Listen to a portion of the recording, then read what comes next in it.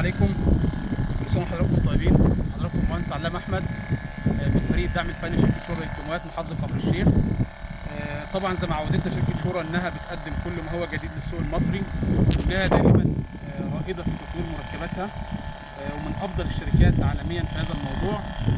فاحنا النهارده استمرارا لدعم المزارع المصري والوقوف على حل مشاكل بنجر السكر او مشكله بتقابلنا هي مشكله الحشائش العريضه الرفيعه. فاحنا النهارده ان شاء الله بنقدم حل ممتاز جدا للقضاء على الحشائش العريض في الاوراق في محصول بنجر السكر، الا وهو مبيد نيوتجرو اكس.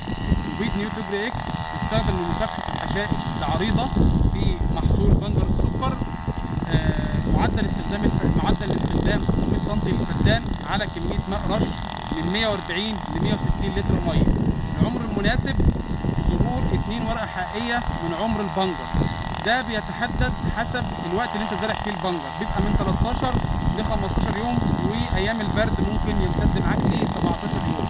النهارده ان شاء الله احنا بنجرب مبيد نيوتجرو على ارض الواقع زي ما حضراتكم شايفين كده. يمكن الموتور شغال ورايا. احنا بنجرب موتور سافريل لانه ده من افضل المواتير اللي تقدر تستخدمها في رش مركبات الحشائش. احنا ان شاء الله دائما في تطوير. كل سنه وانتم طيبين. نيوتجرو